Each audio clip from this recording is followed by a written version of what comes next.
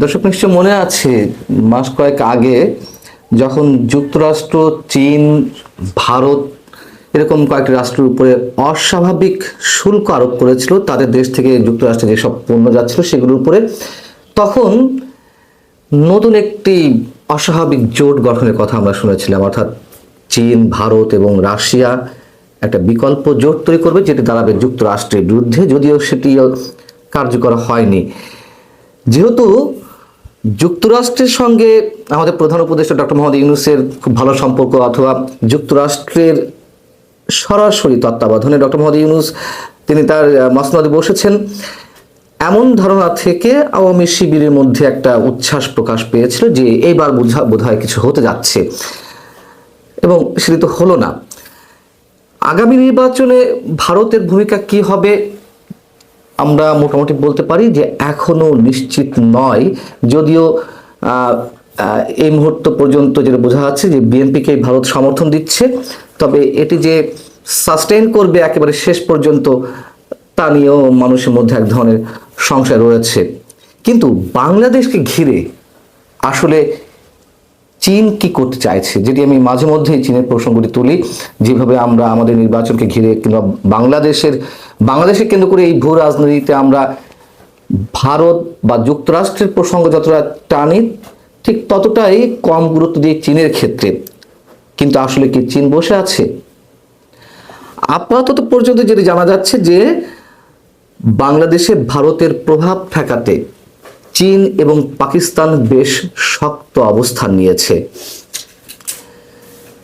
এদিকে আমরা জানি যে চীনের সঙ্গে বিএনপির সম্পর্ক বরাবরই ভালো। 2024-এ 5 আগস্টের অভ্যুত্থানের পর আমরা খুব খেয়াল করে দেখেছি যে চীনে বিএনপি নেতাদের ঘন ঘন সফর, এবং সেই সফরের মধ্য দিয়ে তিস্তা প্রকল্প সহ অন্যান্য নানান বিষয়ে বিএনপির পক্ষ থেকে চীন একটা আশ্বাস আদায় করে নেওয়ার চেষ্টা করেছে। চীন বিএনপিকে আরো বেশি আস্থায় নেওয়ার চেষ্টা করেছে। এখন ভারত আবার বিএনপিকে সমর্থন করছে।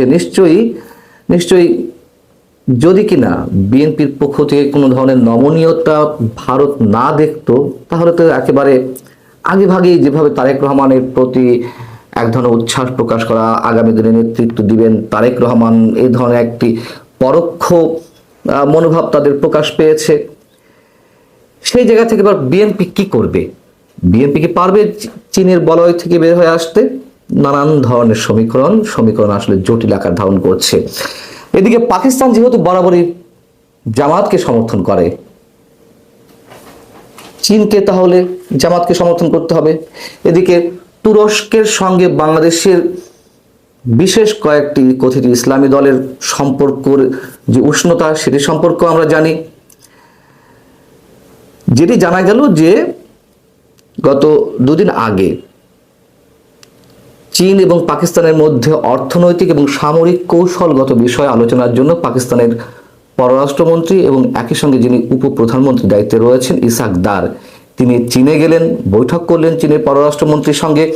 এবং চীন এবং পাকিস্তানের পক্ষ থেকে যে বার্তাটি দেওয়া হচ্ছে, যেটি পাকিস্তান সহ ভারতের বিভিন্ন গণমাধ্যমে এসেছে, যে দক্ষিণ এশিয়ায় যে কোনো একতরফা পদক্ষেপের বিরোধিতা করবে তারা একসঙ্গে। খুব সহজভাবে বোঝা যাচ্ছে যে ভারত যা করতে চাইছে তার বিরোধিতা করবে। তাহলে ভারত যদি বিএনপিকে সমর্থন করে থাকে, তাহলে বিএনপিকে ঠেকাবে চীন এবং পাকিস্তান, সেটি তো হিসাবে আসে। তো সেখানে সেই বৈঠকে গুরুত্ব দিতে বলা হয়েছে। একই সঙ্গে চীন, পাকিস্তান এবং আফগানিস্তানের পররাষ্ট্রমন্ত্রীদের যে আলোচনা রয়েছে, সেখানে অবশ্য কাশ্মীর ইস্যু সহ আরো অন্যান্য ইস্যু প্রাধান্য পাবে। এখন চীন এবং পাকিস্তানের পররাষ্ট্রমন্ত্রীদের বৈঠকের পরে একটা যৌথ বিবৃতি প্রকাশ করা হয়েছে। যে বিবৃতিটি এরই মধ্যে আমি বললাম যে ভারত এবং পাকিস্তানের বিভিন্ন গণমাধ্যমে এসেছে। সেখানে বাংলাদেশ প্রসঙ্গ তুলে ধরে শনিবারের বৈঠকে, অর্থাৎ 2 থেকে 3 দিন আগে, যেটি বলা হচ্ছে যে নতুন প্রস্তুতি নিতে হবে। কি সেই নতুন প্রস্তুতি, সেটি সম্পর্কে স্পষ্ট করে কিছু বলা হয়নি। এবং শেখ হাসিনা সরকারের পতনের পর চীন, পাকিস্তান এবং বাংলাদেশের যে ত্রিপাক্ষিক সহযোগিতার নতুন ফল পাওয়া যাবে বা একটা নতুন কোনো আউটকাম আসবে সে বিষয়ে প্রস্তুতি নিতে বলা হয়েছে। এদিকে আমরা জানি যে রোববার সন্ধ্যায় ইসহাক দার, পাকিস্তানের উপপ্রধানমন্ত্রী কাম পররাষ্ট্রমন্ত্রী, তিনি ফোন দিয়েছিলেন তৌহিদ হোসেনের কাছে, আমাদের পররাষ্ট্র উপদেষ্টার কাছে। এটি বাংলাদেশের গণমাধ্যমে এসেছে। সেটি নিয়েও এক ধরনের জল্পনা কল্পনা গুঞ্জন ছিল যে ইসহাক দার আসলে সেখান থেকে ফোন দিয়ে কি বললেন আমাদের পররাষ্ট্র উপদেষ্টাকে। ওই সময় আবার মুস্তাফিজ ইস্যুতে তোলপাড় চলছিল বাংলাদেশ ভারতের মধ্যে, যে সম্পর্ক যেটুকু তলানিতে পৌঁছেছে আরো গভীর তলানিতে পৌঁছানোর যে বিষয়টি আমাদের সামনে উপস্থিত হলো। সেখানে অনেকে মন্তব্য করছিলেন, এটি গুজবও হতে পারে, আমিও মনে করি তাই, যে পাকিস্তান নাকি বলেছে যে আইপিএল এর সম্প্রচার নিষিদ্ধ করে দিতে, এবং ভারত এবং শ্রীলঙ্কা একই সঙ্গে যে টি-20 বিশ্বকাপ অনুষ্ঠিত হতে যাচ্ছে সেই জায়গা থেকে ভারতে যেন বাংলাদেশের খেলোয়াড়রা না যায়, এ কথা স্পষ্ট আইসিসিকে জানিয়ে দিতে। এটি হয়তো গুঞ্জন পর্যায়ে হতে পারে, মানে গুজব পর্যায়ে হতে পারে, কিন্তু ভারতের গণমাধ্যম যেটি দাবি করছে, ভারতের গণমাধ্যম বলছে যে চীন, পাকিস্তান, তুরস্ক মিলে ভারতের বিরুদ্ধে একটি সামরিক জোট গঠনের প্রক্রিয়া চলছে বেশ কয়েক মাস যাবত। এটি আমরা জানি, এটি সত্য কথা। সেই জোটে বাংলাদেশকে অন্তর্ভুক্ত করতে আগ্রহী বাকি দেশগুলো, এটাও আমরা জানি। অনেক ধরনের লেখালেখি হয়েছে। ভারতের বিভিন্ন গণমাধ্যম যেটি বলছে যে মনে করা হচ্ছে চীনা নেতাদের সঙ্গে জোটের বিষয়ে আলোচনা শেষে বাংলাদেশের পররাষ্ট্র উপদেষ্টা তৌহিদ হোসেনকে সর্বশেষ অগ্রগতি সম্পর্কে ফোনে অবহিত করেন পাকিস্তানের বিদেশ মন্ত্রী, তাদের ভাষাতে বলছে আর কি, মানে পাকিস্তানের পররাষ্ট্রমন্ত্রী ইসহাক দার। যেটা বলছিলাম, যে জিনিসটা আমরা জানি, মাস 6 আগে বেইজিং এ একটি বৈঠক অনুষ্ঠিত হয়েছিল চীন, পাকিস্তান এবং বাংলাদেশের পররাষ্ট্র সচিবদের সমন্বয়ে, এবং সেখানে সার্কের বিকল্প একটি জোট গঠনের বিষয়ে বলা হয়। একটি তো সামরিক জোট রয়েছে ভারতের বিরুদ্ধে, আরেকটি সার্কের বিকল্প জোট গঠনের প্রস্তাব দেওয়া হয়। সেখানে কিন্তু বাংলাদেশ কোনো সম্মতি জ্ঞাপন করেনি, অর্থাৎ ডক্টর ইউনূস সরকার সেটি বোঝার সাহস করেনি যে সেক্ষেত্রে ভারতের প্রতিক্রিয়া কি হবে। এটি মনে করি আমরা যে এটি ঠিক ছিল, হ্যাঁও না কিংবা নাও না, নীরবতা পালন করেছিল। এখন যে নতুন হিসেব নিকাশ দাঁড়ালো, এটা একেবারে ক্লিয়ার যে চীন, পাকিস্তান, তুরস্ক জোট তারা হয়তো শক্ত অবস্থান নিতে পারে ভারতের বিরুদ্ধে। ভারত কি করে সেক্ষেত্রে প্রথমে বলছিলাম যে বিএনপির বিষয়টি কি হবে। চীন এর মধ্যে পাকিস্তানের অবকাঠামো, প্রতিরক্ষা এবং প্রযুক্তিতে বিপুল বিনিয়োগ করেছে। তুরস্ক নানানভাবে সামরিক সহযোগিতা করছে পাকিস্তানকে, এবং জামাত কিংবা ইসলামী দলগুলো, আমি শুরু থেকে বলে আসছি, এদের পিছনে তুরস্কের একটি বিশাল প্রভাব রয়েছে। তুরস্ক জঙ্গিবাদকে সমর্থন করে না, কিন্তু উগ্রবাদকে সমর্থন করে। তার নানান ধরনের নজির আমাদের সামনে রয়েছে। অতএব আমি বরাবরই বলে আসছি, বরাবরই বলি যে এখনো পর্যন্ত বাংলাদেশের মানুষের হাতে, বাংলাদেশের মানুষের নিজেদের ভাগ্য নির্ধারণের কোনো ক্ষমতা হয়ে ওঠেনি। এখনো পর্যন্ত বিদেশি শক্তিগুলোই পরোক্ষভাবে তো বটেই, তারাই নিয়ন্ত্রণ করছে বাংলাদেশের ভবিষ্যৎ। আসসালামু আলাইকুম রহমতুল্লাহ। পরের ধনে পদ্মারি করা মানুষগুলো খুব বিপদে পড়ে। মানে আমি মাঝে মাঝে মানে কিছু কিছু মানে সামাজিক যোগাযোগ মাধ্যমের মানে ইউটিউবার বা কন্টেন্ট ক্রিয়েটারদের মানে বক্তব্য শুনে, থাম্বনেল দেখে আমার যা এত পরিমাণ হাসি পাই, মানে আমি না বলে পারি না। একটা কন্টেন্ট ক্রিয়েটার তার থাম্বনেইল আর কি তা লিখেছে, পাকিস্তান থেকে একই কিনছে বাংলাদেশ, ঘুম হারাম ভারতের। ভালো করে বুঝিয়ে যে পাকিস্তান থেকে একই কিনছে বাংলাদেশ, ঘুম হারাম ভারতের। মানে ভারতের পাকিস্তান থেকে বাংলাদেশ একটা যুদ্ধ বিমান কিনতেছে, ZF-17 থান্ডার। এতে করে ভারতের ঘুম হারাম হয়ে গেছে। মানে কত বড় মাথা মোটা এবং কত বড় বলদ প্রকৃতির হলে এই ধরনের কথা লেখা যায়, কিছু বুঝতে পেরেছেন?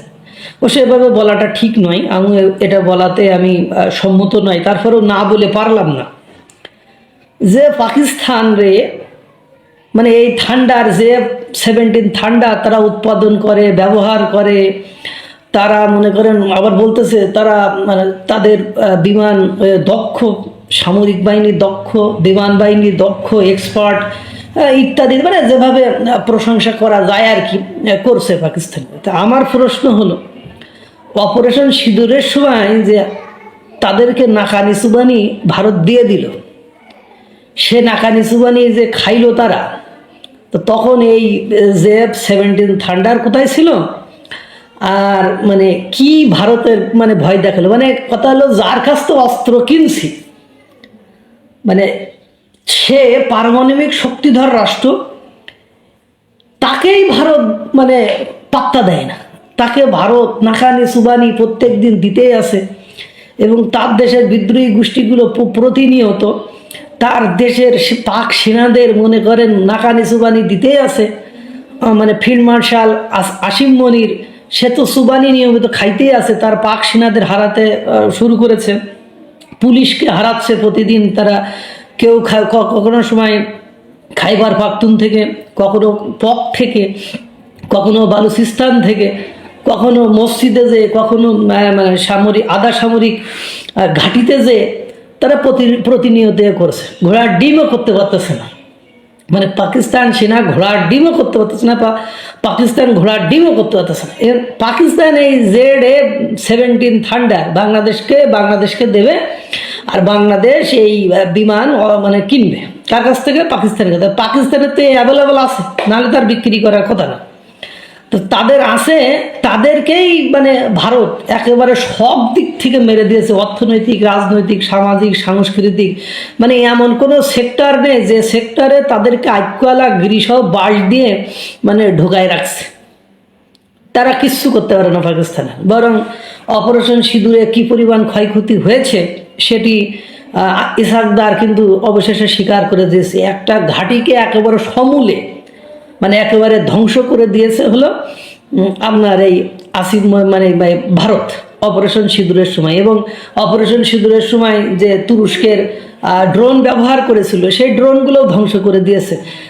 পাকিস্তান ভারত সেই সময় হামলা চালিয়েছে, জঙ্গি হামলা চালিয়ে অতর্কিতভাবে হামলা করে ভারতের কিছু সাধারণ জনগণকে ওই জঙ্গিরা মেরে দিয়েছিল। পরে অপারেশন সিঁদুরের সময় ভারত যে তাদের কি কি করেছে সেটা আপনারা শুনেছেন না? কি ঘোড়ার ডিম করেছে? এই Z-17 বিমান নিয়ে কি করেছে? কার কলামুলু ছিঁড়ছে আর কার মানে কলামুলু বড় করে ফেলছে আমি বুঝি না।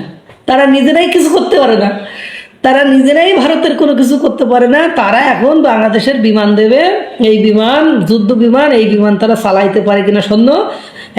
এখনো নেই, আসবে, মানে ভবিষ্যতে আসবে। যাদের আছে তাদেরকেই ভারত কি করে না, পাত্তা দেয় না।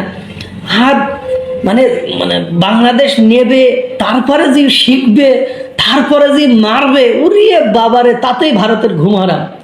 মানে কিছু কিছু আতেল মকসদ মকবুল, মানে আমার কথা এদের এই আতেল মকসদ মকবুল মার্কা লোকের কারণে বাংলাদেশের উগ্রপন্থা উগ্র মানে লোকজনের পরিমাণ দিনকে দিন বেড়ে যাচ্ছে। আর এই উগ্রতাই আমাদেরকে দিনকে দিন ধ্বংসের বুকে পতিত করছে বা ধ্বংসের দিকে নিয়ে যাচ্ছে। যদি আমাদের মানে জ্ঞান কাণ্ড ঠিকঠাক চলতো, যে আমি কার বিরুদ্ধে কথা বলছি, কেন বলছি, কিভাবে বলছি, আমার বলা উচিত কিনা, তাহলে হয়তো বা আমাদের এই দিন দেখতে হতো না। আল্লাহ যে আমাদেরকে কবে হিদায়ত দেবে আমি বুঝি না। মানে এই হলো অবস্থা, মানে উস্কানিমূলক বক্তব্য দিয়ে মানে দেশটা যে কোন জায়গায় যাচ্ছে, অর্থনৈতিক, রাজনৈতিক, সামাজিক সব কিছু যে ক্লাপস হয়ে যাচ্ছে, কোন জায়গায় রেখে যায় ডক্টর ইউনূস যদি 12ই ফেব্রুয়ারি নির্বাচন হয়, যদি বলেছি কারণ আমার ডাউট হচ্ছে যে নির্বাচন হবে কিনা, যদি নির্বাচন হয় তাহলে যারা ক্ষমতায় আসবে, আমি মানচিত্রের একটা সংবাদ দেখেছিলাম যে তারা কতদিন থাকবে এটাও এখন একটা সন্দেহের বিষয় হয়েছে। আল্লাহ তাআলা সকলকে ভালো রাখুক, সুস্থ রাখুক। আসসালামু আলাইকুম ওয়া রাহমাতুল্লাহ।